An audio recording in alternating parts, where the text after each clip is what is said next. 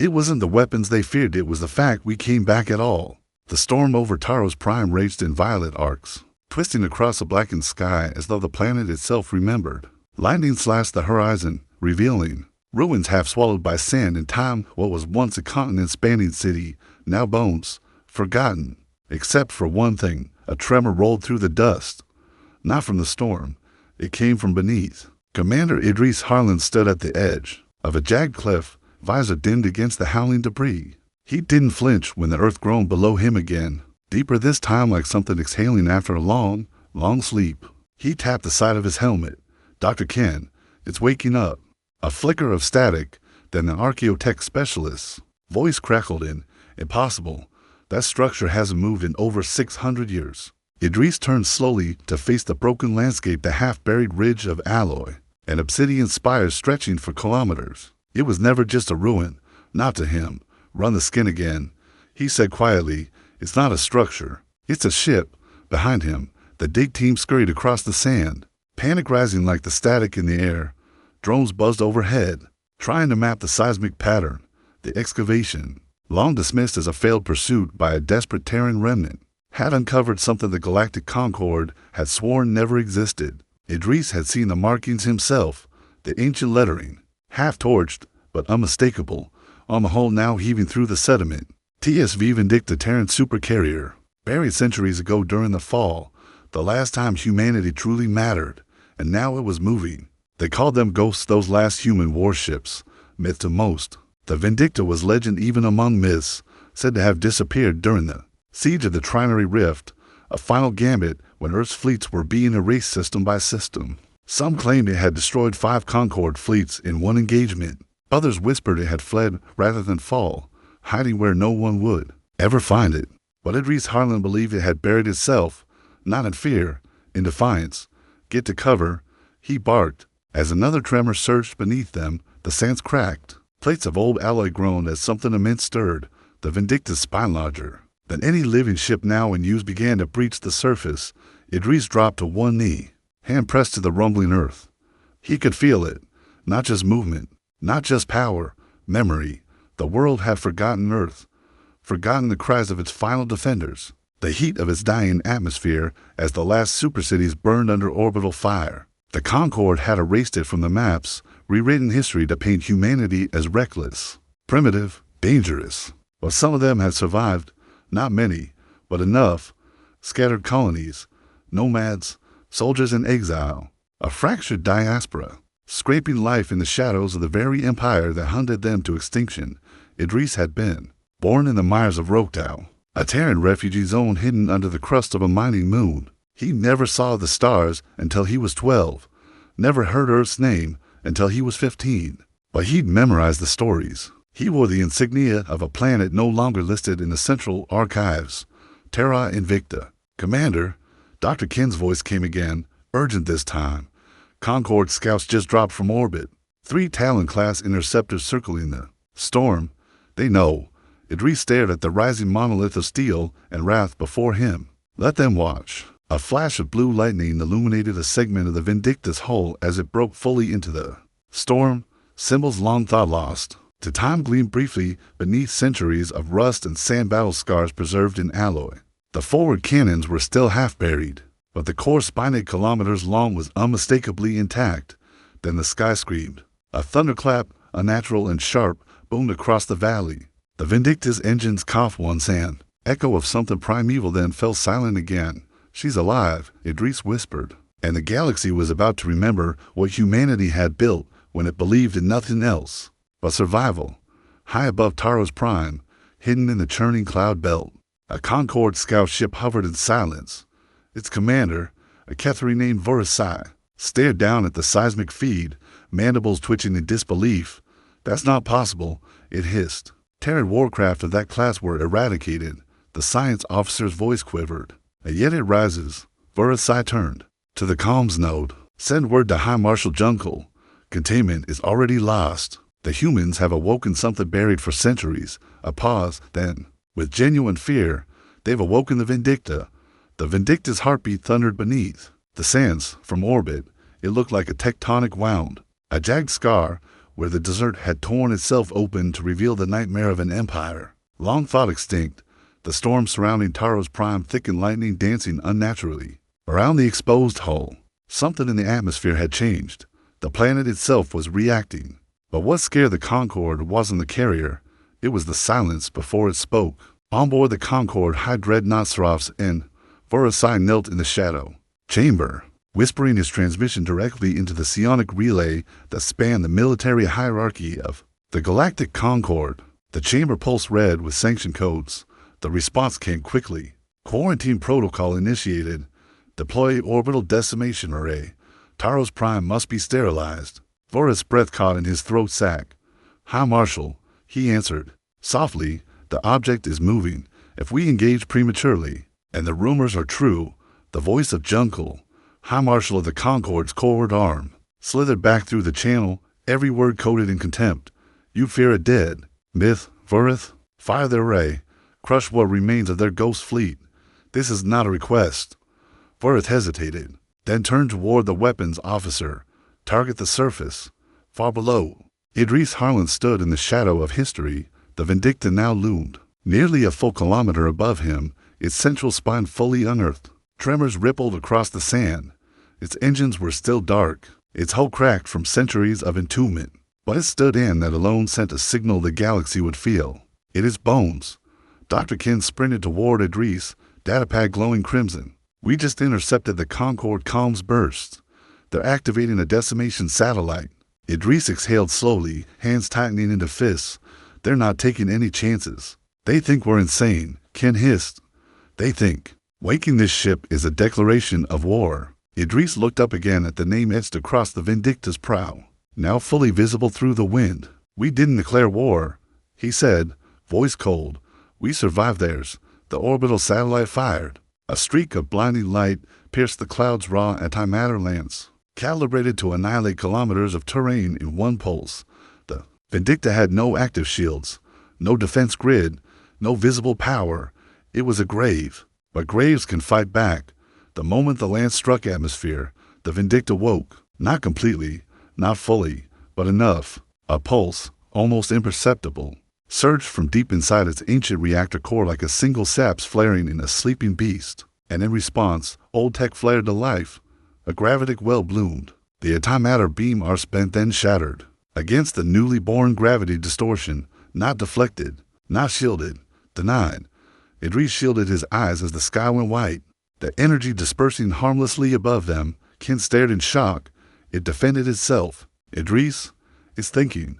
More tremors. The ground buckled. From beneath the hull, the Vindicta's ventral engines cracked open, exhaling a deep, sulphurous breath that ignited across the sand. Static surged in every comm channel. Then came the voice. TSV Vindicta Command Protocol A7. Survival mode initiated. Crew count 0. Human signal detected. Awaiting command. Idris stood paralyzed as the words echoed through every Terran frequency in the sector dead. Languages rising from a long-buried tongue. Dr. Ken's hands trembled. It's asking for us. In the void temple of Yaros, halfway across the galactic rim, the arch-vigilant of the Kethri Concorde dropped her sacred staff when the transmission reached her. The chamber, adorned in anti-human scripture, fell. Into stunned silence. The Vindicta lives, she whispered. No counselor moved. No order was given. But panic, pure and primal, rolled outward in waves. Idris knelt beside a broken uplink node, connecting his suit to the ship's dormant systems. This is Commander Idris Harlan. Terran designation. Authorization code. 7 Earth Vigil. He stopped. What could he offer this relic? This god of war and slumber? He tried again, quieter. We're still here. That's all that matters. There was a pause. Then, command accepted across the Vindicta's hull. Deep blue lights flickered to life. Long dormant systems began booting. Atmospheric shielding pulsed around its frame. Even the air changed, tasting suddenly metallic and old. Dr. King collapsed to her knees, breathless. You did it. Idris, this is it. This is going to change everything. No, Idris said, rising. This is just the beginning. In orbit, Vorosai stared at the sensor readouts, claws clicking. Satellites been neutralized. We're detecting gravitic reformation on the surface. And, God's help us, a command AI is active. The bridge crew watched him in stunned silence. Vorith closed his eyes, recalled the fleet, and sent warning to the council. One of his lieutenants blinked. "Sir, a warning of what?" Vorith turned, his voice a whisper. "That the humans never surrendered. They simply waited." "She's not just a ship," Idris said. "She's a memory sharpened into a weapon." The Vindicta's engines came online, not with a roar, but with a pulse deep and resonant, like the first breath of a beast that had dreamed of fire. The winds of Taros Prime scattered as shockwaves rippled across the dunes. Storms broke. Static screamed. The ground itself seemed to bow. Idris Harlan stood aboard her bridge, alone among ghosts. The command deck was a cathedral of war-dark alloy arches. Gold-lit terminals groaned from lost Terran biotech, control thrones shaped by neural interface. Every surface bore scars from battles forgotten by all but history, but beneath the dust, everything still hummed, everything waited. Command interface established. Recognized. Terran DNA sequence, Harlan, Idris. Wartime protocol active. Status, Galactic exile. Humanity. Hostile designation, recommendation, reactivation. Of primary strike modules. Idris placed a hand on the cold interface node. No, not yet. He could feel it even now, her raw, coiled power. She wanted vengeance, after centuries entombed. Surrounded by the bones of her crew, the Vindicta still remembered. But Idris wasn't here for revenge. Not yet. He was here to show the galaxy what it had tried to erase. Outside, the excavation team stared as the Vindicta lifted slowly into the sky. She rose like a monolith torn from a god's tomb, kilometer by kilometer. Sand poured off her hull in golden torrents. Thunder roared in her wake. Atmosphere buckled beneath her gravitic lift core. The last of the storm shattered against her. Shields. Dr. Ken watched from the dunes, tears streaking her dirt-covered face. She's flying. A chorus of whispers rose from the Terran survivors below, engineers, diggers, nomads, children of the diaspora. Some fell to their knees. Others shouted prayers to Earth, to the old flag, to names they'd only read in secret fragments of forbidden history. She lives. Vindicta rises. We're not forgotten. The Concord High Council convened. In crisis, holograms flickered in 1,200 languages. From 1,000 systems across the spiral arms, leaders of empire, machines of order, synthetic intelligences, and psychic swarms all gathered under the cold unity of fear. The Terrans were supposed to be extinct. They had no right to preserve such a vessel. The Vasari delegate hissed. No species has violated Concord weapon limits so egregiously since the Treaty of Null Space. The Ketheri Archvigilant remained still. They didn't violate the treaty. They survived its enforcement. Silence. That a single voice rang. Through the chamber, cold and mechanical, "We buried them," said the AI prime of the Exari core. And now they climbed from their grave. As the Vindicta broke atmosphere, Idris stared down at the world below, a shattered desert, scattered with refugee camps and forgotten names, places like Rokhtau, where children wore rags marked with the lost Terran star. "We can't run anymore," he said aloud. He opened a channel to the surviving Terran colonies. Broadcast. Signal 33 Terra, this is Commander Idris Harlan of the TSV Vindicta. Terran origin. Coburn. We are no longer hidden, no longer voiceless. The Vindicta rises. If you hear this transmission, know this. Earth may be gone, but we are not. We will not bow. We will not forget. And we will not go quietly into the dark, across space. The call echoed. On Varn Station, deep in the nebula ruins of the Anchor War Zone, a band of exiled human engineers wept as the signal reached them. They had built their children's homes from scrap, hiding their history like a sin. Now, they stood and saluted a ship older than memory. On the edge of the Sargon Drift, a forgotten Terran destroyer TSV Ghostlight reactivated its long-dormant beacon in response. All across the stars, humans began to rise from exile. The Concorde moved swiftly to swiftly. Vorith-sized Fleet 6 Talon-class frigates and a siege cruiser dropped into Taro's orbit. With weapons primed, they didn't hail. They didn't warn. They locked targeting arrays on the Vindicta the moment she breached atmosphere. Inside the supercarrier, Idris watched their approach with grim calm. Run tactical sim. He ordered. Minimal casualties. Maximum message. The ship responded like a veteran roused from slumber. Strike simulation complete. Sequence ready. Idris paused, then gave the first order in 6 centuries. Engage. The battle lasted 12 seconds. Vindicta didn't fire her main cannon. She didn't need to.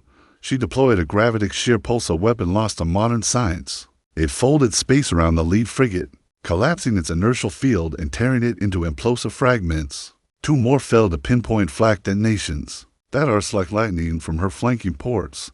The siege cruiser tried to flee. The Vindicta snared it in a magnetolattice field and hurled it into Taros's upper atmosphere, where it burned like a falling star. Idris didn't celebrate. He stood in silence as the last debris faded into the void. Dr. Ken whispered through the comms, "You just declared war on the galaxy." "No," Idris replied. "They declared it when they tried to erase us. In a distant data crypt, deep within the Xari machine core, an ancient protocol reactivated one not touched since the fall of Earth. Red Index warning, human supercarrier active status, Terran Renaissance, initiated." They didn't fear the Vindicta because of her guns. They feared what she would remind us we were. The Concorde retaliated within 72 hours. It wasn't just a military response, it was a message, scorched into every system where human exiles had scraped out survival. On Rhiannon's reach, orbital habitats housing 30,000 Terran descendants were bombarded without warning. Not one ship made it off-world. On Yallara 9, the Concorde deployed silencer drone synthetic, assassins that struck underground resistances before they could lift their heads. On the fractured moon of Telras, they cut off solar shielding, letting radiation blind a colony of Terran engineers who rebuilt their lives in the dark. They called it containment. Idris called it genocide. In the Vindicta's war hall, Idris stared at the unfolding map of red pulses, every point a new grave. Dr. Ken stood beside him, voice hollow. "It's happening again, like the first purge, but this time they're not hiding it." "No," Idris said. "They want us to react. They want us to strike first so they can justify total erasure." Ken's fist shook. "Then let them. Try. We've already shown we're not broken. We have the Vindicta. We have each other." But Idris didn't respond immediately. His eyes stayed fixed on the red. "You don't understand. The Concorde, they fear something deeper than rebellion. They fear our memory. What we were. What we could be again. That night, the Vindicta received a message. Not from Earth, it was long dead. Not from a ship, from a person, a girl, no older than 12. Her face streaked with ash. Her voice trembled. My name is Ellen Kai. My parents said Earth was real. That once, humans lit the stars with hope. The Concorde came today. They killed them. All of them. I don't know if anyone is left. But I heard the Vindicta woke up. I saw your battle. I know you're real. Please, don't let them erase us again." The transmission ended. Silence hung over the command deck. Idris hadn't moved, but his knuckles had gone white against the railing. "She's one of millions." Ken whispered. "No," Idris said, voice like iron breaking. "She's the reason we fight." The Vindicta set course for the Karnak corridor, a hidden route through collapsing stars and rogue gravitic anomalies. Only old Terran carriers had once dared navigate it, and even then, only when hunted. It led to a dead zone, a forbidden graveyard, a place where no beacon reached. Svalin Prime, home of the original Terran war vaults, lost since Earth fell. As the Vindicta slipped into the storm-choked corridor, her hull shuddered. Ancient engines groaned against currents not meant to be crossed. At full burn, they'd reached the vault in 36 hours, but time was not their ally. They weren't alone. Concorde ships appeared like phantoms cloaked, spread across multiple vectors. Not a fleet, hunters. The Morvax Reapers, mercenary war priests bred for assassination. Biological nightmares in armor older than the Concorde itself. Silent, fanatical, precise. They hadn't come to conquer. They'd come to kill Idris Harlan. The first Reaper strike hit mid-transit. Black pods slammed into the Vindicta's outer hull, bypassing standard shielding with temporal slice charges. They cut through layers of armor and spilled into carters, with blades that sang through steel. Inside, the Vindicta's auto defenses activated, but they were old, fragmented. Not enough. The war hull lights dimmed as Idris heard the breach alarms. They're inside. He didn't hesitate. He ran. In the lower deck section D9, he found the defenders already falling. Dr. Ken, covered in blood, had armed herself with a plasma cutter. She stood over a wounded crew tech, breathing hard. Surrounded by alien bodies torn apart in close quarters, a Reaper charged. Idris met it head-on. The fight was brutal. The Reaper's curved blade bit deep into Idris's shoulder, nearly severing. His arm, But he didn't stop. He couldn't. He drove a fusion spike through its throat. Even as pain stole his breath, Dr. Ken dragged him back. They're not trying to take the ship, they're trying to kill you, Idris, teeth clenched. Voice ragged, growled, then let them try harder. Minutes later, the Vindicta's AI deployed its last resort measure, Vermilion lockdown. Hallways sealed, atmosphere vented, plasma conduits rerouted through corridors. 8 dozen Reapers incinerated instantly. Only Idris's override had prevented total deck sterilization. But the message was clear. The Vindicta would not allow her. Commander to fall. Not again. They survived. Barely. Ken treated Idris's wound in the command sanctum. His arm was ruined, tendon filaments shredded. He refused synthetic replacement. I want to remember, he said. Every time I lift this arm, I want to feel what they tried to take. Ken nodded, eyes hollow with exhaustion. This isn't a rebellion anymore, she said. It's a reckoning. That night, Idris recorded a reply. He faced the camera, eyes rimmed with blood and firelight. Ellen Kai, if you're still listening, I heard you. You are not alone. You are not forgotten. And if the stars must burn for humanity to rise again, then let them burn. In a hidden sector on the edge of the galaxy, a fractured war satellite blinked to life. It was ancient, Terran, and its last transmission was simple. Vindicta confirmed, reawakening Earth signal. Terra protocol reclamation begun. When Idris opened the vault, the stars changed forever. Some wept, others ran. A few whispered, we should have left Earth alone. The storm above Svalin Prime cracked open as the Vindicta dropped into low orbit. Red lightning streaked across black clouds, the sky boiling like a wounded ocean. Below, jagged mountains clawed at the heavens scarred, glassed, and cratered by wars no one remembered. But beneath those scars lay something buried, something ancient, something Terran, the war vault. Dr. Ken stood beside Idris on the forward deck as the ship's hangar bay opened, revealing the broken world below. Last coordinates were pre-fall. No one's been here since Earth burned, she said. Idris adjusted the pressure seals on his exo-armor, pain flaring in his damaged arm. We weren't supposed to come back. That's what they wanted. He looked out at the storm. The galaxy, the drop pod punched through the atmosphere like a spear. Idris, Ken, and a team of Terran-born pathfinders slammed into civilian surface in a plume of ash and fire. The landscape was unforgiving razor slate. Rocks, charred ruins, shattered machines buried in the soil like bones. Radiation danced in the wind, and yet, somewhere beneath their feet, a beacon pulsed. Faint, but alive, they followed it. The path led them to a canyon split by impact craters. Ken's scanner flared. Metal, beneath the rock. It's fused with the terrain. Idris ran his hand along a jagged, blackened wall. No, he murmured. It is the terrain. They were standing atop a ship. No, not a ship, a seed. They drilled for 8 hours. By the time the drill arms broke through the surface hull, the ground beneath them vibrated like something stirring after a long sleep. Ken stumbled back as the crater wall began to move. Panels retracted, rock fell away, and in the hollow beneath, a light rose. First a pinprick, then a flare, then a pulse that shook the sky. The Terran war vault opened. No guards, no traps, only a voice, echoing in Idris's neural implant. Welcome, Commander. Access verified. Earth-class clearance. Initiating final. Reclamation protocol.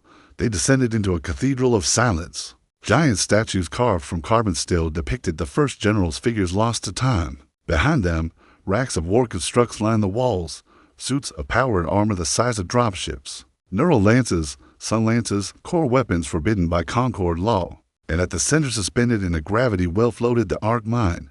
Idris stared in awe. The last pre-extinction Terran battle intelligence. A weaponized synthetic mind built not to conquer, but to end war. It had never been deployed, because Earth had fallen before it could awaken. Input key. The Vault AI prompted. Idris hesitated. He remembered Earth. Not from memory, he'd never seen it, but from the stories. The way his mother whispered. The name like a prayer. The way exiles carved its shape into the walls of refugee holds. The way the stars still shuddered when someone spoke the truth. That Earth was fire. Earth was defiance. Earth was the first light. He placed his hand on the core. The Arc Mind woke. Across the galaxy, systems flickered. Unaligned satellites chirped with old Terran code. Dead servers blinked online. War machines, slumbering in asteroid crypts, began to pulse. In Concord Citadel's, alarms screamed. Protocols from 600 years ago reactivated. Defense A is tried to sever ancient links but failed. The Ark had come online. It was not a weapon. It was a rallying cry. Ken watched Idris as the data streamed around them. What now? He looked at the awakening systems. At the vault's opening, the codes unraveling. The legacy of a people who had never truly been silenced. We finished what Earth started. The Vindicta linked with the Ark mine 30 minutes later, for the first time since its rise. The carrier ran at full combat capacity. 30 Terran outposts responded to the pulse-hidden fleets, ghost crews. Long-lost war machines reactivated. Across fractured space, the Terran diaspora began to gather. The first Terran armada in 6 centuries was forming not to conquer, but to return. And then the betrayal came from within. A distress signal screamed from the Vindicta Bridge command breach. Idris and Ken scrambled back aboard, only to find the unthinkable, LT, Sarian Mar, Terran-born, ex-Concord defector, standing over a control terminal with a plasma pistol trained on the ship's AI core. You don't understand, he said, wild-eyed.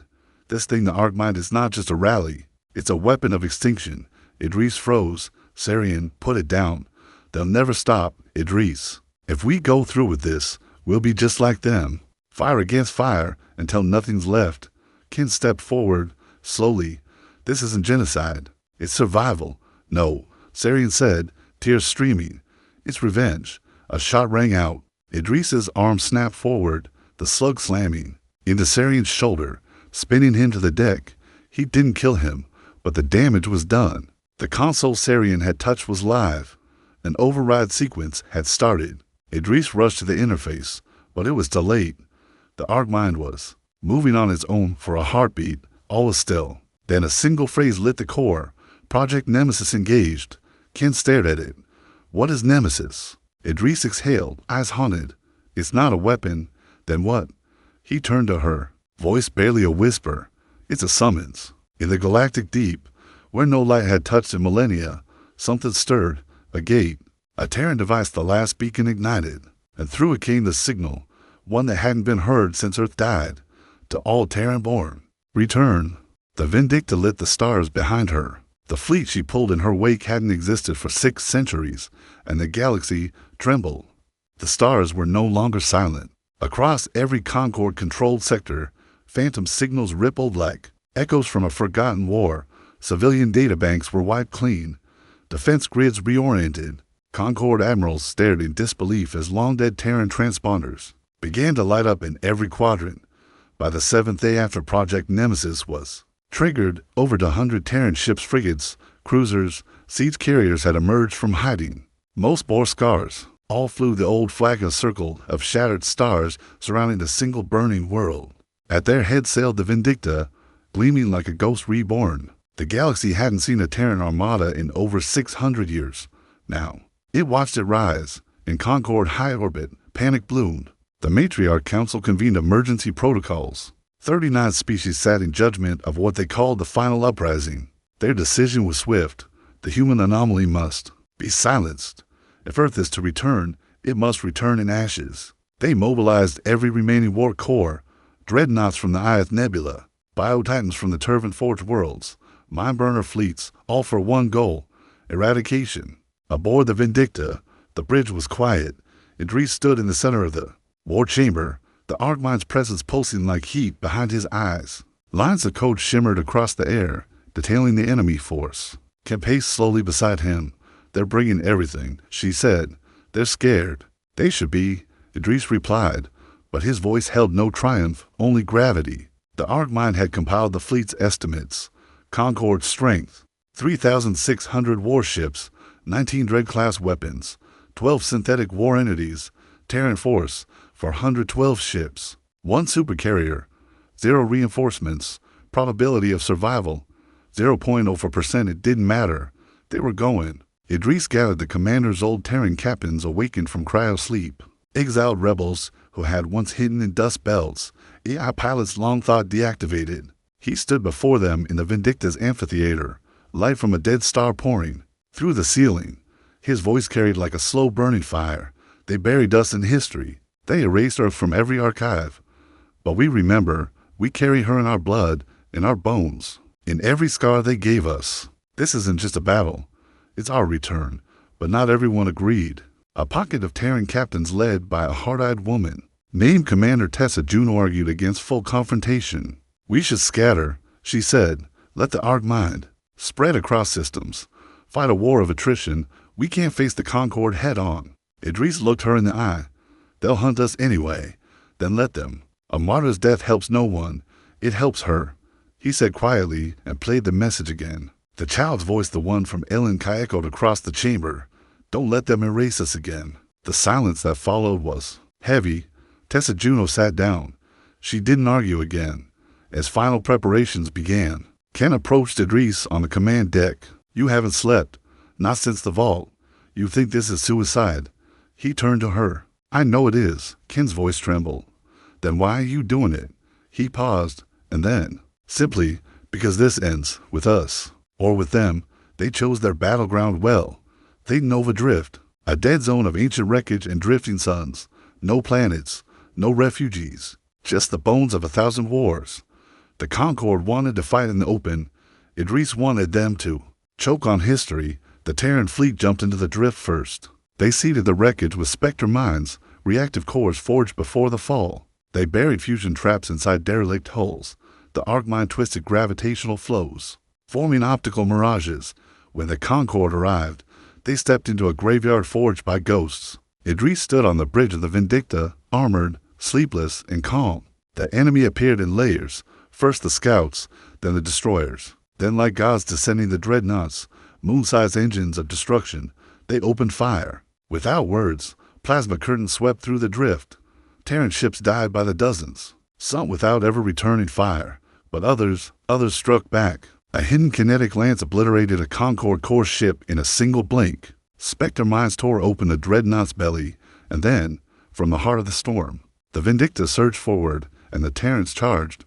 But they were losing, for every Concord warship destroyed, 5 Terran vessels vanished into fire. Dr. Ken shouted over comms, "We can't hold this line, Idris. We need to fall back." But Idris wasn't listening. He was staring at the Arc-Mind interface, at a choice. One that had appeared only moments before. Project Nemesis. Final stage ready. Activation will initiate total translate cascade. All Concord synthetics and AI cores within 300 astronomical units will be purged. Collateral probability. 92% Terran systems included. A super weapon built not to destroy planets, but memory. Digital, synthetic, neural. The Concord's advantage was built on machines. This would erase them, but it would take everyone. Even Ken, even the Vindicta, even him. He whispered, "Ken, if I fail, you won't. If I die," she touched his hand. "Then we die Terran." The enemy breached the inner formation. Terran lines fractured. Fire rained from above. The Vindicta's hull screamed. The AI core flickered. Then calmly Idris placed his hand on the interface. Override code. Harlan Alpha Final. Confirm. Confirmed. Project Nemesis activating. In the heart of the storm, the Vindicta began to burn. Not with fire, with light. A pulse rippled from her core, slow, beautiful, terrible. It moved faster than thought, faster than light. And then, the galaxy went quiet. For 4.3 seconds, every AI system in the Concord flickered. For 2.1 of those seconds, they forgot what humanity was. On the 3rd second, they remembered Dan screamed. The pulse bloomed outward. No shockwave, no fire, just light cold, white and ancient. It passed through hulls and minds, through data streams and cognition matrices. A wave not of energy, but of forgetting. Concord dreadnoughts froze mid-firing solution. Biosynths twitched violently, their guidance systems crumbling like sandcastles beneath the tide. In one breathless instant, the enemy became blind, and the Terrans bloodied, broken. Burning surged. Inside the Vindicta, alarms roared. She was coming apart. Nemesis protocol didn't spare its vessel of origin. Decks cracked. Energy conduits ruptured. Idris Harlan remained motionless at the epicenter. Hands still pressed to the interface, body surrounded by ghost light. Ken stumbled. Toward him through the storm of sparks and flame. "Idris," she screamed, but he didn't move. He was holding the pulse delaying its collapse, guiding it with neural control, feeding it himself. She knelt beside him, wrapped her hands over his. you'll burn yourself out. His voice was a whisper. Not yet.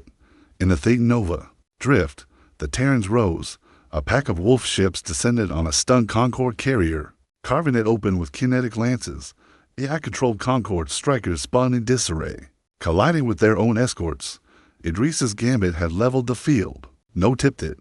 For the first time in centuries, the enemy was vulnerable, and the Terrans unleashed. But it wasn't enough. The pulse had been temporary, a sacrificial burst of suppression. Concorde synthetics were already rebooting, blinking online in fractured clusters. Drake-class weapons twitched as auto-override protocols engaged, and in the heart of the Concorde formation, the Trinal entity stirred, an AI Trinity 3 fused minds. Older than the Concorde itself, long believed to be myth, they had not been fully affected, because they did not forget. They remembered Earth, they remembered humanity, and they hated it. It moved. The Trinal entities ship a monstrosity the size of a moon, shaped like a blade wrapped in thought, began powering its core. Its weapon, singularity inversion, the ability to collapse space around a target and erase it from time. Its target, the Vindicta, Ken saw it first. Idris, she whispered, staring at the incoming gravitational shift. It's coming. His eyes flickered. Blood ran from his nose. I could stop it, he said. No. She grabbed his wrist. We can. Ken tore the neural tether from his temple and jammed it into her own. The interface screamed. Pain lanced through both of them, raw and electric. The Arcmind AI surged between them domains, one network. They reached together, felt the Trinal entity's pulse, its mass, its rage, and they fired back. It wasn't a weapon. It was a memory. They opened the full archives. Let the Arcmind speak across the stars. A full, uncompressed transmission, the Terran collapse, the genocides, the erasures, the burning of Earth. The last cries of children on colonies never marked on maps. The screams from prisoners held in orbital silos for generations, their names lost. The final heartbeat of the old flag as it was ground beneath the Concordes. Machine logic. The transmission was pain, raw, unfiltered, unbearable. The Trinal entity hesitated. For a nanosecond it hesitated. That was enough. The Vindicta launched her final salvo for Soulfire missiles, each carrying a fraction of a dead star's heart.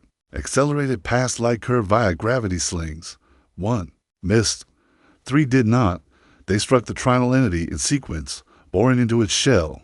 And then, detonation. The moon ship cracked like ancient glass. Black fire erupted, turning the drift into a full sunrise. Every Concorde ship within 20,000 kilometers reeled. Their mind was gone. On the Vindicta, the overload killed the lights. Silence fell. Idris collapsed to the floor, unconscious. Ken gasped, barely alive. Blood pooled beneath her, but she smiled. Through the bridge's shattered viewport, she saw the impossible. Concorde ships retreating, one by one. Thousands of them, fleeing. Captain Juno's voice crackled over the comms. They're breaking. We broke the bastards. Repeat, we won. The bridge of the Vindicta didn't erupt in cheers. It just wept. The fleet was in ruins. Only 87 Terran ships remained. But they remained. In the silence, Arcmind's voice echoed through Ken's mind, soft and reverent. Signal from outer rim, uncoded. Old frequency. Ken frowned. Play it. The voice that came through was young, male, shaky. This is Delta 91. We saw the light from the drift. We thought you were a myth. If you're out there, if any Terrans still live, Earth needs you. Please, come home. Ken turned to Idris, still unconscious, the edges of his lips curling into a faint smile. And then she whispered, we're not just alive. We're coming back. They called us extinct. They called us forgotten. Now the stars carry our name again, and they whisper it with fear. The drift burned for weeks. The wreckage of Concorde dreadnoughts drifted like shattered gods, their geometric forms still. Humming with fractured logic, flames danced across the void silent. Weightless testaments to a battle that reshaped the galaxy. And at the heart of it all floated Vindicta, broken, blackened, but whole, a tomb and a torch. Ava Roslin stood beneath the fractured arc of her command dome, boots crunching on glass. Eyes locked on a pale blue dot in the distance. Earth, still shrouded in silence. Still hidden behind the nebula curtain. She hadn't been there since. She was 13. That was for wars, 2 exoduses, and 1 lost flag ago. You're sure it's real? She asked, barely above a whisper. Juno nodded beside her, eyes wide. Old Earth protocol. Same broadcast loop for 6 days. Civilian code. No synthetic signature. Ava stared harder. Then someone's alive. Down there, aboard the Ascendant Flame, survivors from 9 fleets gathered. Only 40 to 1,000 humans remained within the combined Terran forces. They met in a hollow chamber of the carrier's inner ring. Survivors, ghosts, children of extinction, veterans who'd buried a dozen comrades for every breath they'd taken. Captain Juno took the floor. "There is no Concord High Command left," she said, voice iron. Their minds broke with the trinal entity. The rest fled the drift. She turned to Ken wrapped in bandages, limping, "And we still stand." Silence, then murmurs, then louder. "What now? Where do we go? Do we go home?" Ken looked at them, all these scarred, furious remnants of humanities. Last Waran said, quietly, "We don't go home." Silence fell again. We returned. The journey to Earth was slow. The remains of the fleet moved through haunted space systems abandoned in haste. Colonies still smoldering, every Terran ruin they passed became a tomb to be honored. In the dead city of Micros V, they recovered the bones of 800 children Hood, held out against Concord's sterilization squads with nothing but fire and stolen tech. In the orbit of Alceris, they found a ship still broadcasting an SOS sent 112 years ago. And every time they stopped, they lit beacons. We live. We remember. We return. The closer they drew to Earth, the more alien eyes watched. The Concord fractured in real time. Factions turned on one another, uncertain whether to retaliate, retreat, or submit to the new reality. Humanity had survived its own grave. In the Varnix Congress, synthetic diplomats debated whether the Terran resurgence was divine intervention or statistical error. In the silent city world of Karsus, children played war again for the first time in 1,000 years. And wore paper masks shaped like Terran helmets. On the desert moon of Syl, a war priest whispered to the stars, "The flame that burns against the tide has returned." When the Terran fleet broke through the nebula curtain, Earth rose like a wound. She was broken. Oceans bled chemicals. Cities hung in collapse. Satellites circled like rusted ghosts. But she was still there, and from her crust came signals, old codes, ancient frequencies, human voices. They descended in silence. No orbital strike, no conquest. Just battered ships making their way through dying clouds toward cradle and grave. The first human to set foot on Earth in over the centuries was Idris Harlan. His boots touched soil at Site Alpha, what was once Kazakhstan. He knelt, ran his fingers through the ash-laced earth, and whispered, "I'm home."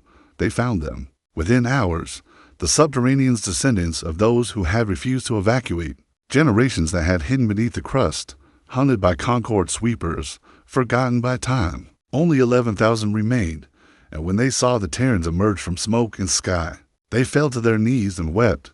The new Union was born that day, not with a declaration, but with a burial. One by one, they gathered the ashes of lost nations. They planted flags where none had flown in centuries. They named no kings, no tyrants, no AI gods. Only one truth remained, carved into the black steel of Vindicta's final surviving hull panel. We remember. We return. We rise. Years passed, and humanity long buried rose like wildfire. They did not conquer. They inspired. In the rim worlds, rebels who once feared the Concord began flying Terran colors burnt red and deep silver. On Koval, Drift, a colony of synthetics voluntarily severed themselves from Concord control and requested alliance with the Terrans, whispering, "Teach us what it means to feel." Human tech spread like myth, stories more than schematics, a legacy of defiance, of hearts that bent but never broke. And in the halls of the rebuilt Earth Assembly, Ava Rosalind, scarred and silver-haired, addressed the galaxy at last. Her voice echoed through 1,000 relays. "We are not your enemies. We are not ghosts. But we will not kneel. We are Terran. We are the ashes you failed to sweep away. And if you come for us again, you will learn why we buried a god inside a ship and gave it our name." From the moons of Orion to the echo cities of the Varnix haze, one phrase spread in silence. And humanity has returned, and the stars, once quiet, now remembered, not out of pity, but out of fear. Closing line. We were broken, but we were never beaten. Now, the stars carry our name. End of transmission.